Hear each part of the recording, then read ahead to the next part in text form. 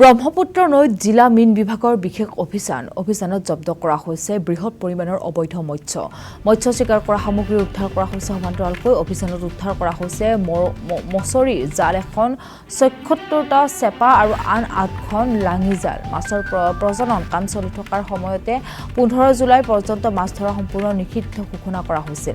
কিন্তু একাংশ লোকে অবৈধভাৱে মাছ ধৰাৰ চেষ্টা চলাই থকাৰ অভিযোগ এতিয়া। জিলা মীন উন্নয়ন বিষয়া ডক্টৰ সঞ্জয় শৰ্মাৰ নেতৃত্বত চলিছিল এই অভিযান। ছয়গাঁও অঞ্চলৰ পৰা অভিযানত আৰম্ভ কৰি চিমনাফুটুৰি, দখলা আদি বিভিন্ন অঞ্চলত চলাইছে অভিযান। ব্ৰহ্মপুত্ৰ নদীত অবৈধভাৱে মৎস্য চিকাৰ ৰোধ কৰাৰ উদ্দেশ্যে আগন্তুক দিনতো এই অভিযান অব্যাহত থাকিব বুলি মন্তব্য কৰা পৰিলক্ষিত হৈছে।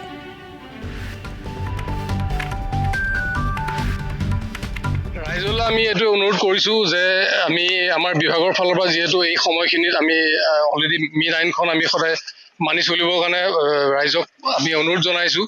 আৰু এই ক্ষেত্ৰত আমাৰ য'ত ১৫ জুলাইলৈকে আমাৰ যিখিনি ধৰক আমাৰ ৰাজহুৱা মীন মহলত মাছ মৰাটো নিষিদ্ধ হ'ব লাগে। আৰু বিভিন্ন ধৰণৰ যিবিলাক জাল ইউজ কৰি আছে এই জালবিলাক আমাৰ চৰকাৰৰ ফালৰ পৰা নিষিদ্ধ কৰা হৈছে। গতিকে আমি ৰাইজক অনুৰোধ কৰিছোঁ যে ভৱিষ্যতে যদি এনেকুৱা জাল, মুছৰি জাল বা বিভিন্ন ধৰণৰ যিবিলাক নিষিদ্ধ জাল আছে, জাল যদি